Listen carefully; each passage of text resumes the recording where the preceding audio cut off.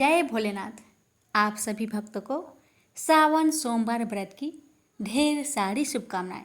आज मैं आपको सुना रही हूँ सावन सोमवार व्रत की महापुण्य फल देने वाली कथा। अगर आप सावन सोमवार का व्रत कर रहे हैं तो कथा को गलती से भी अधूरा ना छोड़ें, क्योंकि इन कथाओं के बिना आपका व्रत पूर्ण नहीं माना जाएगा। इसलिए कथा को बड़े ही श्रद्धा प्रसन्नचित मन से पूरा अवश्य सुनेगा और कमेंट बॉक्स में भोलेनाथ की जयकारा अवश्य लगाइएगा। तो आइए श्रवण करते हैं सावन सोमवार की पौराणिक कथा। माटी नाम का एक बड़ा शिव भक्त था। उसने संतान प्राप्ति के लिए 100 साल तक शिव जी का कठोर तप किया। शिव जी ने उसे संतान का वरदान दिया। समय आने पर उसकी पत्नी गर्भवती हुई। पत्नी का प्रसव 4 साल तक नहीं हुआ तो माटी को बड़ी चिंता हुई। पता चला कि गर्भ का बालक कालमार्ग नामक राक्षस के डर से बाहर नहीं निकल रहा। माटी ने कालमार्ग से डरने के कारण अपने पुत्र का नाम रखा कालभीति। कालभीति जन्म से ही परम शिव भक्त थे। बड़ा होते ही कालभीति घोर तपस्या में लगे। बेल के पेड़ के नीचे पैर के अंगूठे पर खड़े हो वह 100 वर्षों तक एक बूंद भी पानी पिए बिना मंत्रों का जाप करते रहे। 100 वर्ष पूरे होने पर एक दिन एक आदमी जल से भरा हुआ घड़ा लेकर आया। काल भीति को नमस्कार कर उसने कहा कि जल ग्रहण कीजिए। काल भीति बोले, आप किस वर्ण के हैं? आपका आचार व्यवहार कैसा है? यह सब जाने बिना मैं जल नहीं पी सकता। पानी लाने वाला अंगतुक बोला, मैं जब अपने माता पिता को ही नहीं जानता तो अपने वर्ण का क्या कहूँ? आचार विचार और धर्मों से मेरा कोई वास्ता ही नहीं रहा है। काल भीति ने कहा, मेरे गुरु के अनुसार जिसके कुल का ज्ञान ना हो उसका अन्न जल ग्रहण करने वाला तत्काल कष्ट में पड़ता है। मैं पानी नहीं पीऊंगा श्रीमन। अंगतुक बोला, तुम्हारी बात पर हंसी आती है। जब सब में भगवान शंकर ही निवास करते हैं तो किसी को बुरा नहीं कहना चाहिए, क्योंकि इसमें भगवान शंकर की ही निंदा होती है। यह जल अपवित्र कैसे हुआ? घड़ा मिट्टी का बना है और आग में पका है, फिर जल से भर दिया गया है।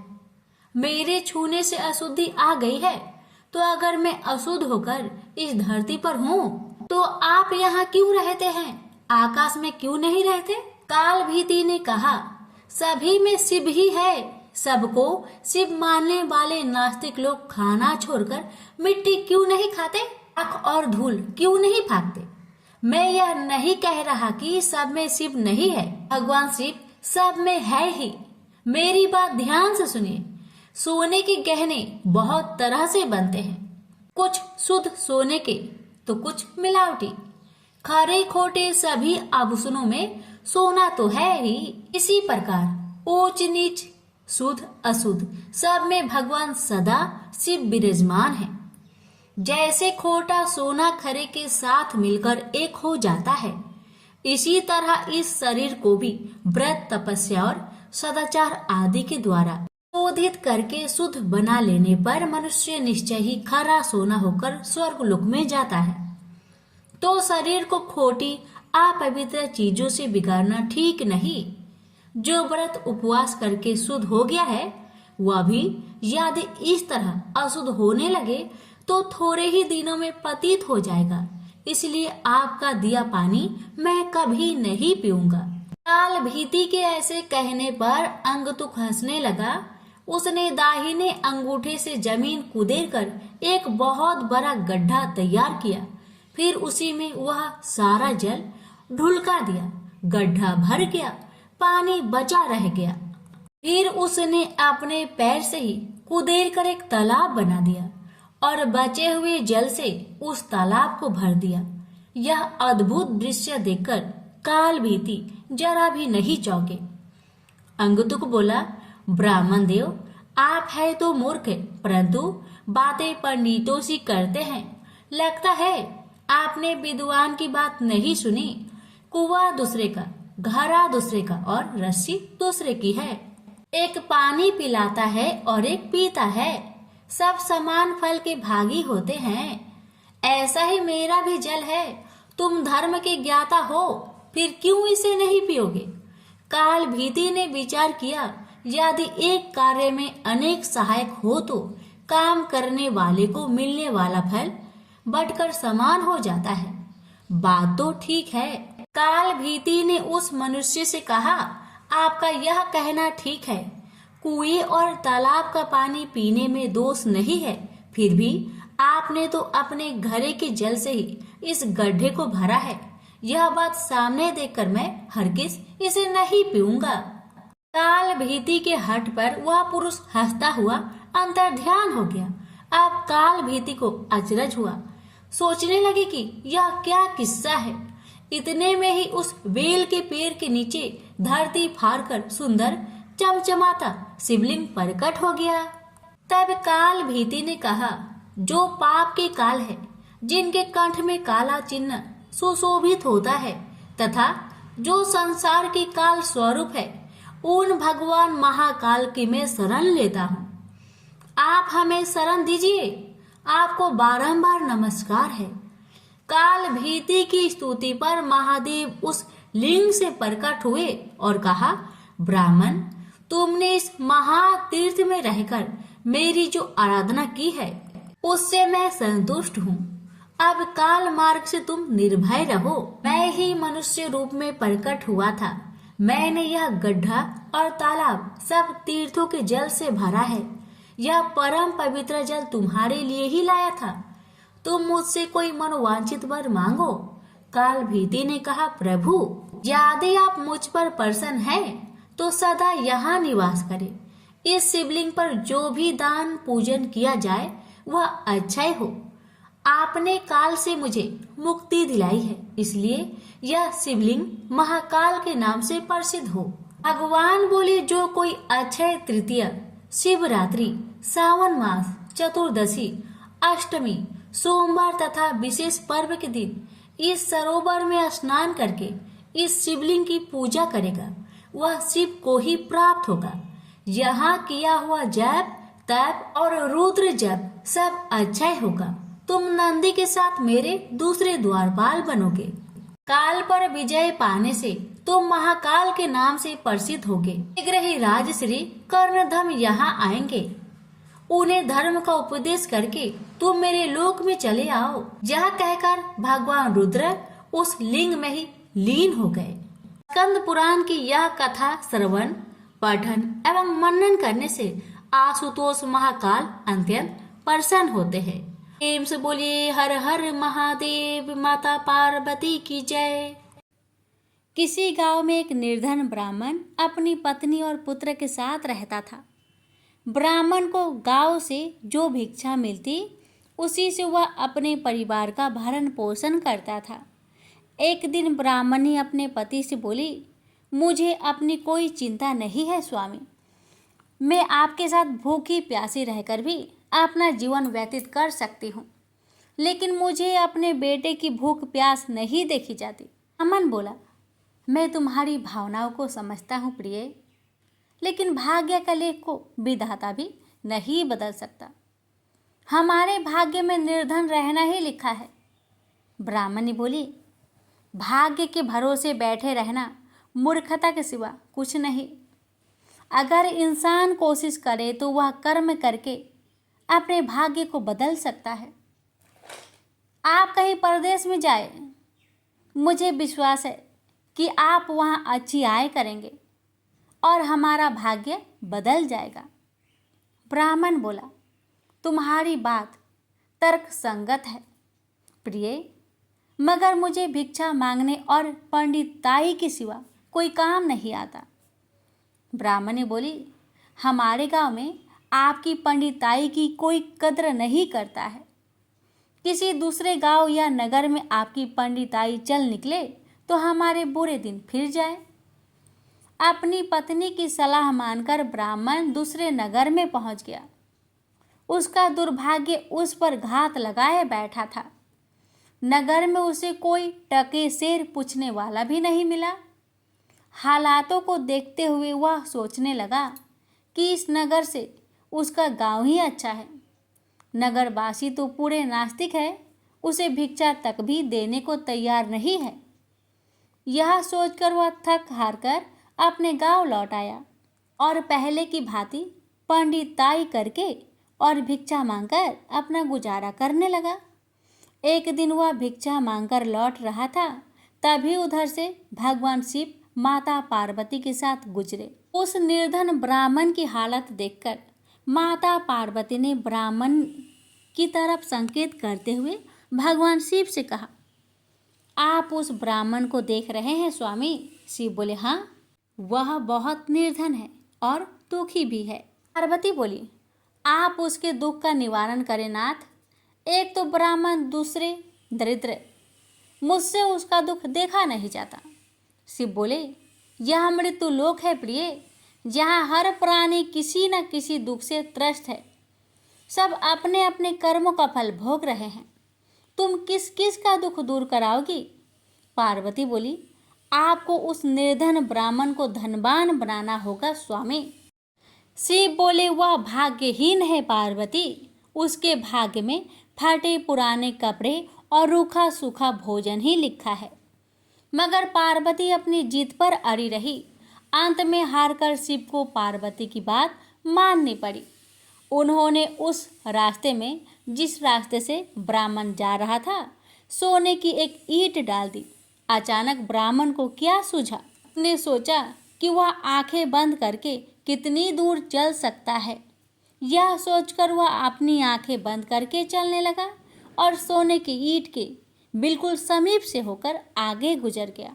काफी दूर आगे जाने के बाद ही उसने अपनी आंखें खोली। यह देख भगवान शिव मुस्कुराते हुए बोले, हमने तुमसे कहा था ना प्रिय कि वह ब्राह्मण भाग्यहीन है। भाग्यहीन मनुष्य कभी धन प्राप्त नहीं कर सकता। फिर भगवान शिव पार्वती के साथ कैलाश पर्वत लौट गए। लेकिन वहां पहुंचने के बाद भी पार्वती उस निर्धन ब्राह्मण के बारे में सोचने लगी। वह किसी न किसी तरह उस ब्राह्मण को देखना चाहती थी। पार्वती को उदास देखकर भगवान शिव ने पूछा, क्या बात है प्रिय, इतनी उदास क्यों हो? पार्वती ने भगवान शिव से निवेदन किया, स्वामी, उस निर्धन ब्राह्मण का परिवार 3 सदस्यों का है। उनमें आप किसी एक को धनवान बना दे। ब्राह्मण परिवार की दरिद्रता मिट जाएगी। आप उन तीनों को एक एक वर दे। मुझे उम्मीद है कि वे तीनों आपसे दौलत का वर ही मांगेंगे। इस तरह वे धनवान बन जाएंगे।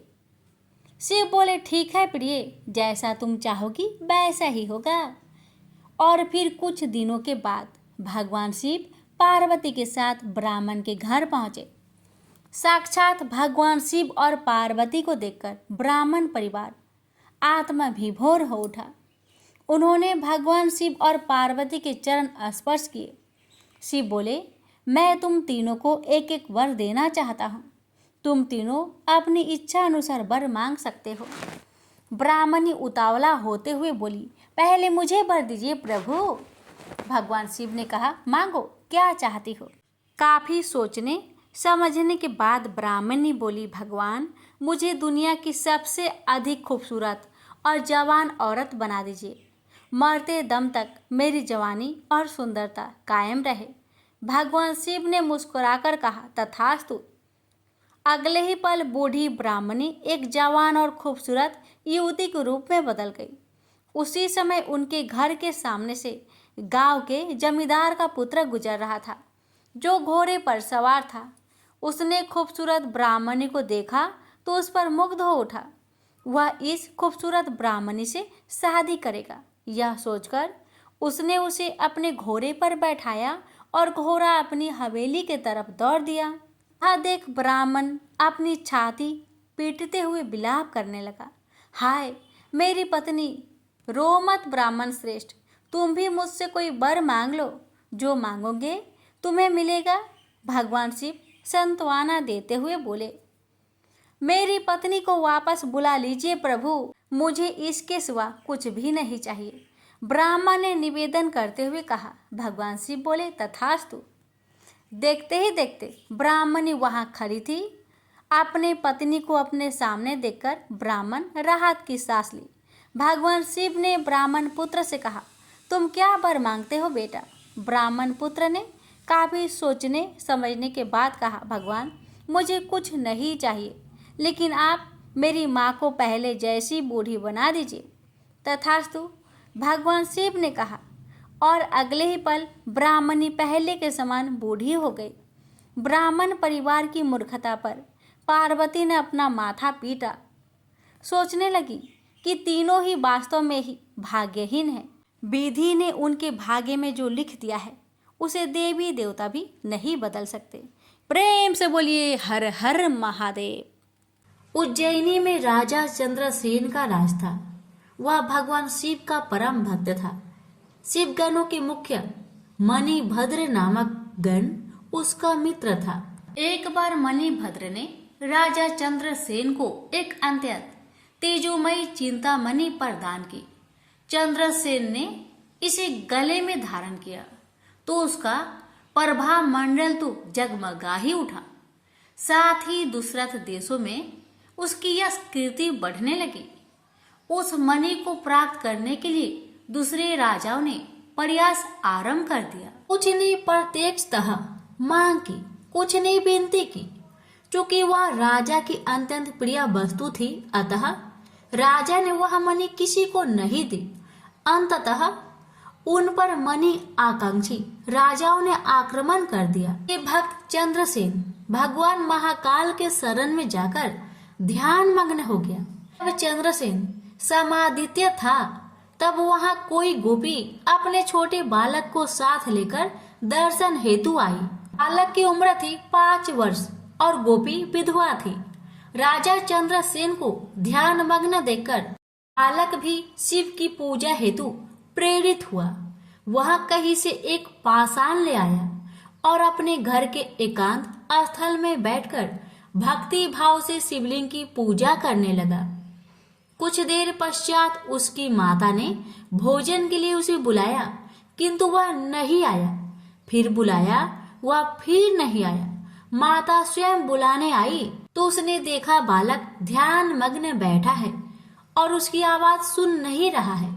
तब क्रोध हो माता ने उस बालक को पीटना शुरू कर दिया और समस्त पूजन सामग्री उठाकर फेंक दी। ध्यान से मुक्त होकर बालक चेतना में आया तो उसे अपनी पूजा को नष्ट देखकर बहुत दुख हुआ। अचानक उसकी व्यथा की गहराई से चमत्कार हुआ। भगवान शिव की कृपा से वहाँ एक सुंदर मंदिर निर्मित हो गया। मंदिर के मध्य में दिव्य शिवलिंग विराजमान था एवं बालक द्वारा सज्जित पूजा यथावत थी। उसकी माता की तंद्रा भंग हुई तो वह भी आश्चर्यचकित हो गई। राजा चंद्रसेन को जब शिवजी की अनन्य कृपा से घटित इस घटना की जानकारी मिली तो वह भी उस शिव भक्त बालक से मिलने पहुंचा। अन्य राजा जो मणि हेतु युद्ध पर उतारू थे वे भी पहुंचे। सभी ने राजा चंद्रसेन से अपने अपराध की क्षमा मांगी और सब मिलकर भगवान महाकाल का पूजन अर्चन करने लगे। तभी वहां राम भक्त श्री हनुमान जी अवतरित हुए और उन्होंने गोप बालक को गोद में बैठाकर सभी राजाओं और उपस्थित जन समुदाय को संबोधित किया। रते शिवम नान्यताम गतिरस्ति शरीरिणाम एवं गोपसुतोदिष्टया शिव पूजां विलोक्य चप्पै अमंत्रेणापि संपूज्य शिवम शिवम वाप्तवान एष भक्तवरः शंभोर्गोपाणां कीर्तिवर्धनः इह भुक्त्वाखिलान् भोगानन्ते मोक्षमवाप्स्यति अस्य वंशे स्तंभावि नंदो नाम महायशः प्राप्स्यते तस्य पुत्रत्वं कृष्णो नारायणः स्वयं। अर्थात शिव के अतिरिक्त प्राणियों की कोई गति नहीं है। इस गोप बालक ने अन्यत्र शिव पूजा को मात्र देखकर ही या किसी मंत्र अथवा विधि विधान के शिव आराधना कर शिव तत्व सर्वविध मंगल को प्राप्त किया है। यह शिव का परम श्रेष्ठ भक्त समस्त गोप जनों की कृति बढ़ाने वाला है। इस लोक में यह अखिल अनंत सुखों को प्राप्त करेगा। वह मृत्यु उपरांत मोक्ष को प्राप्त होगा। इसी के वंश का 8वां पुरुष महायशस्वी नंद होगा, जिसके पुत्र के रूप में स्वयं नारायण कृष्ण नाम से प्रतिष्ठित होंगे। कहा जाता है भगवान महाकाल तब से ही उज्जैनी में स्वयं विराजमान है। हमारे प्राचीन ग्रंथों में महाकाल की असीम महिमा का वर्णन मिलता है। महाकाल साक्षात राजाधिराज देवता माने गए हैं। महाशिवरात्रि के दिन समूचा शहर शिवमय हो जाता है। चारों ओर बस शिव जी का ही गुंजन सुनाई देता है। सारा शहर बाराती बन शिव विवाह में शामिल होता है। अगले दिन आवश्यक को सवेरे ही अत्यंत आकर्षक दर्शन होते हैं। नयनाभिराम साज सज्जा के बीच एक उत्सव धूमधाम से संपन्न होता है। भगवान शिव की यह नगरी भक्ति रस में अंकट डूबी नजर आती है। प्रेम से बोलिए हर हर महादेव, माता पार्वती की जय, महाकाल की जय। प्राचीन समय में काशी के समीप एक नगरी थी जो जंगलों से घिरी हुई थी। इसी नगरी में नंदी नाम के एक धनिक वैश्य रहते थे। वे धर्म कर्म में विश्वास करते थे और श्रद्धा भक्ति भाव से भगवान का चिंतन करते थे। उनका नियम था कि वे जंगल के मंदिर में प्रतिदिन पूजा करने जाते थे, दान करते, गरीबों की सहायता करते। एक दिन की बात है, एक दिन शिकारी उस मंदिर के समीप से गुजर रहा था। दोपहर की धूप तन जला रही थी। मंदिर के प्रांगण में छायादार वृक्ष और स्वच्छ सरोवर देखकर वह वहीं ठहर गया। तभी उसकी दृष्टि भगवान की मूर्ति पर पड़ी तो एकटक वह उस दिव्य स्वरूप में खो गया। जाने कहाँ से उसके अंतर्मन में प्रेरणा हुई कि वह भगवान की पूजा करे। वह उठा और वहीं एक बेलपत्र पड़ा था, उठा लिया और अंदर पहुंचा। बेलपत्र को वहीं रखकर वह सरोवर में से अंजलि भर पानी लाया। पानी से स्नान कराकर उसने बेलपत्र चढ़ा दिया।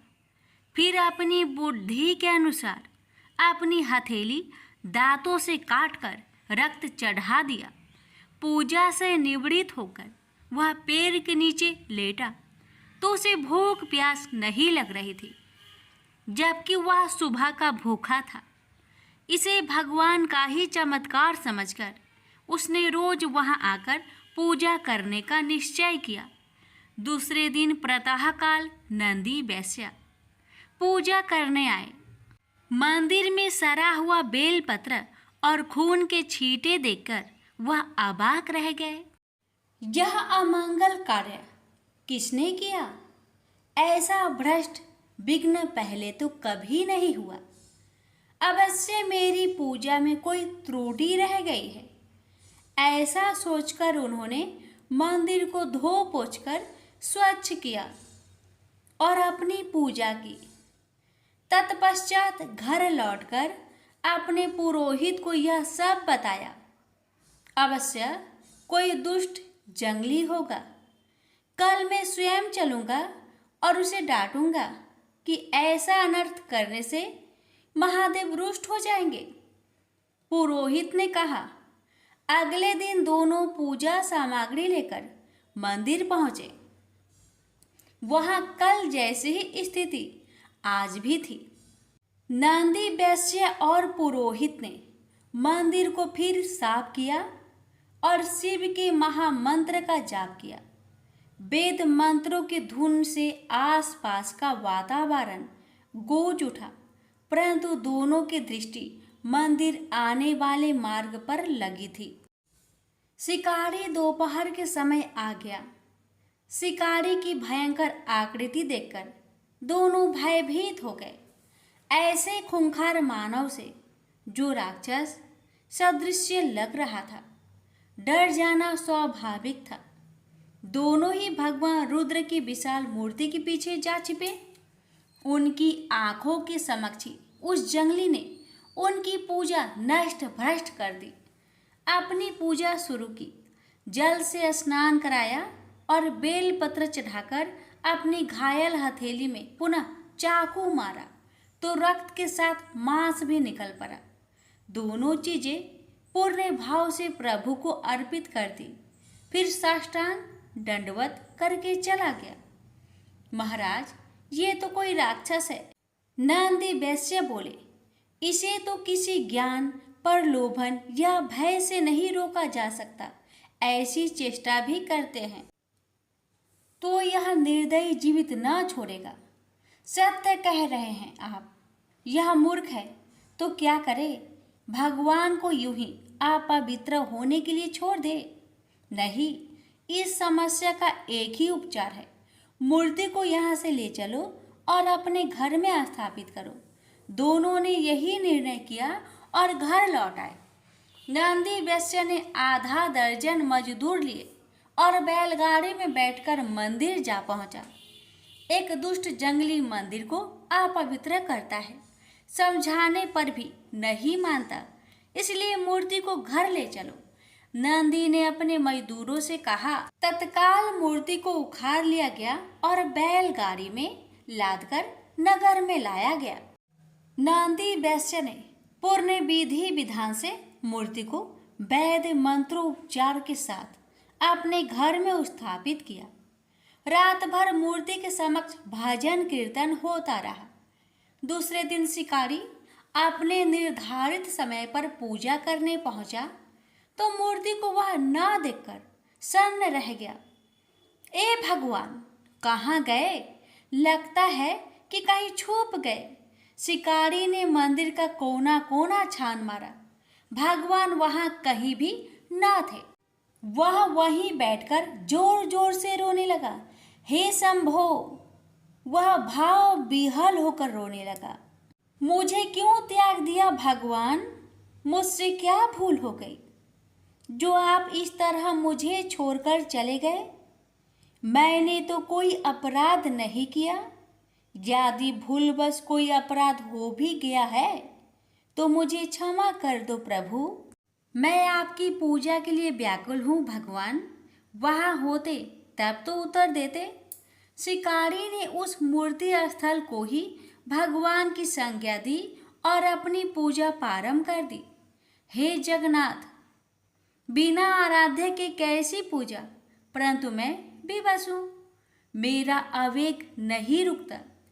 मेरी यह पूजा स्वीकार करो और तत्पश्चात मैं अपने प्राण त्याग दूंगा, क्योंकि बिना स्वामी के दास कैसे जीवित रह सकता है।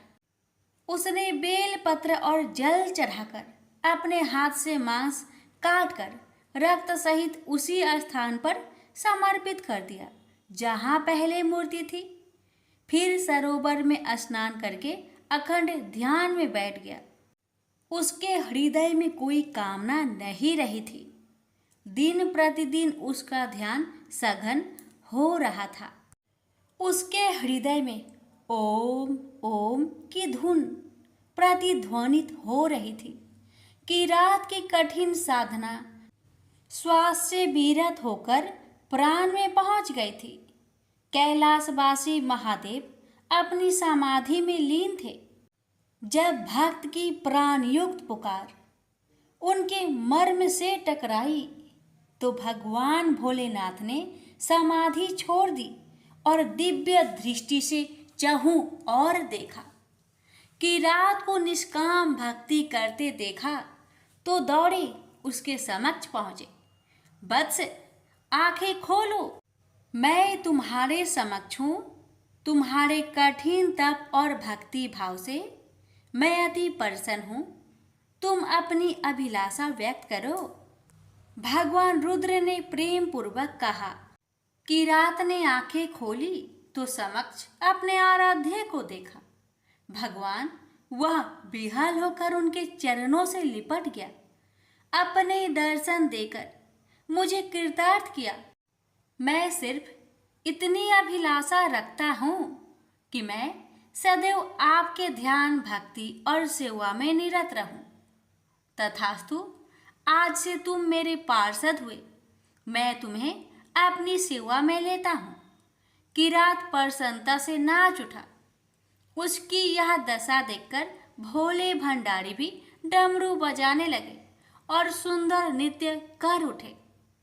उनका डमरू बजा तो देवी देवताओं ने भी अन्य वाद्य यंत्रों से उस आनंद पूर्वक स्थिति का आनंद बढ़ा दिया।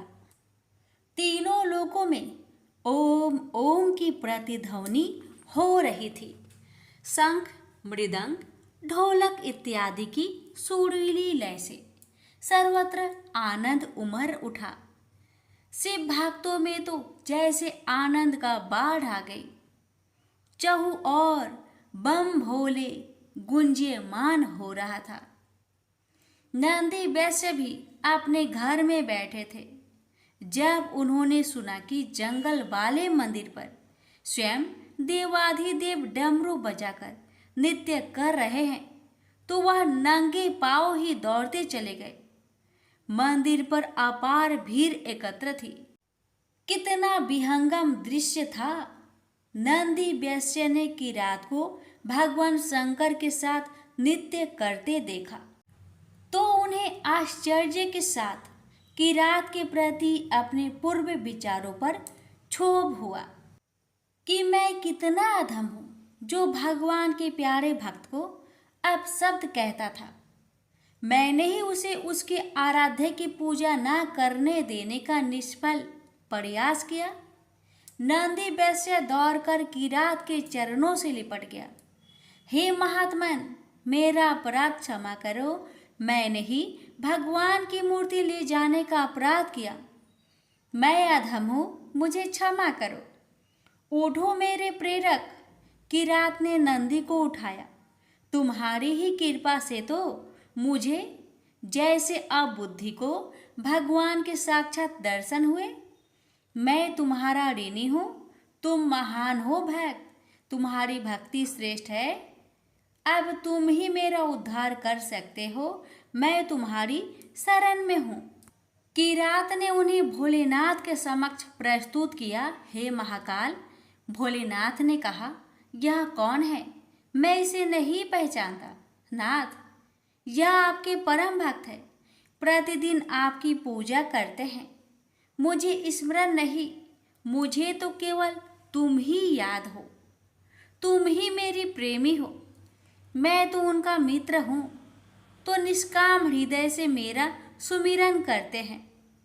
हे जगत पिता, मैं आपका भक्त हूँ और आप मेरे गुरु हैं, मित्र हैं। आपने मुझे स्वीकार किया, इन्हें भी स्वीकार कीजिए। भक्त की इच्छा भगवान पूर्ण ना करे। भक्त किरात ने नंदी को स्वीकार किया तो भगवान जगन्नाथ कैसे अस्वीकार करते? तथास्तु महादेव ने कहा। नंदी वैश्य प्रसन्नता से प्रभु के चरणों में गिर गए। यही किरात और नंदी वैश्य भगवान के गण नंदी और महाकाल के नाम से प्रसिद्ध हुए। प्रेम से बोलिए हर हर महादेव। माता पार्वती की जय। गणेश जी की कहानी। एक गांव में माँ बेटी रहती थी। एक दिन वह अपनी माँ से कहने लगी कि गांव के सब लोग गणेश मेला देखने जा रहे हैं, मैं भी मेला देखने जाऊंगी। माँ ने कहा कि वहाँ बहुत भीड़ होगी, कहीं गिर जाओगी तो चोट लगेगी। लड़की ने माँ की बात न सुनी और मेला देखने चल पड़ी। माँ ने जाने से पहले बेटी को 2 लड्डू दिए और 1 घंटी में पानी दिया। माँ ने कहा कि 1 लड्डू तो गणेश जी को खिला देना और थोड़ा पानी पिला देना। दूसरा लड्डू तुम खा लेना और बचा पानी भी पी लेना। लड़की मेले में चली गई। मेला खत्म होने पर सभी गांव वाले वापस आ गए, लेकिन लड़की नहीं आई। लड़की मेले में गणेश जी के पास बैठ गई और कहने लगी कि 1 लड्डू और पानी गणेश जी तुम्हारे लिए और 1 लड्डू और बाकी बचा पानी मेरे लिए। इस तरह कहते कहते सारी रात बीत गई। गणेश जी ये देखकर सोचने लगे कि अगर मैंने 1 लड्डू और पानी नहीं पिया तो यह अपने घर नहीं जाएगी। यह सोचकर गणेश जी एक लड़के के भेष में आए और उससे 1 लड्डू लेकर खा लिया और साथ ही थोड़ा पानी भी पी लिया।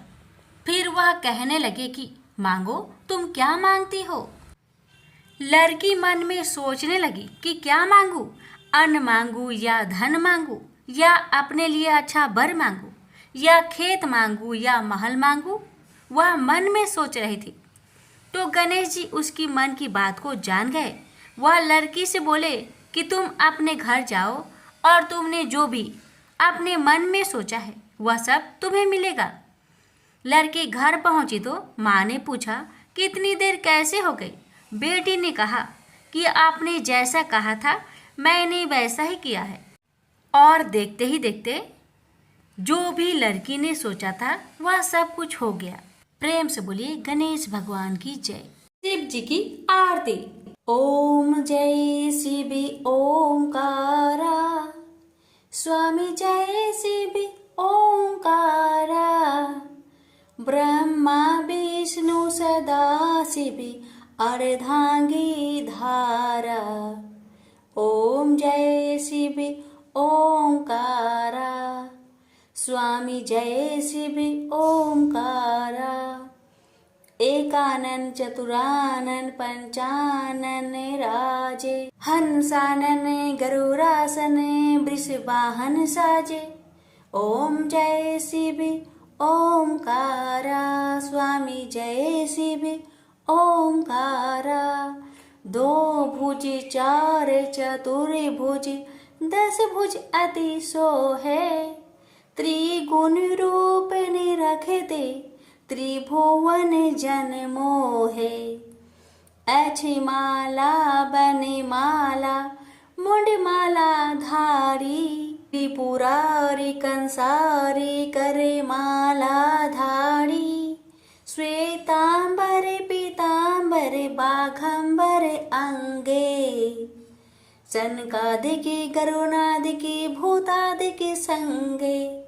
कर के माध्य का मंडलु चक्र त्रिशूली धारी, सुखकारी दुखहारी जगपालनकारी। ब्रह्मा विष्णु सदा शिव जानत अविवेका, मधु के टप दो मारे सुर भय ही न करे। लक्ष्मी व सावित्री पार्वती संगा, पार्वती अर्धांगी शिव लहरी गंगा। पर्वत सोहे पार्वती शंकर कैलासा, भांग धतुर का भोजन भस्मी में बासा। जटा में गंग बहत है गल मुंडन माला, शेष नाग लिपटावत ओढ़त मृगी छाला। काशी में विराजे विश्वनाथ नंदी ब्रह्मचारी, नीत उठ दर्शन पावत महिमाति भारी। त्रिगुण स्वामी जी की आरती जो कोई नरे गावे, कहत शिवानंद स्वामी मनवांछित फल पावे। ओम नमः शिवाय, हर हर महादेव, माता पार्वती की जय।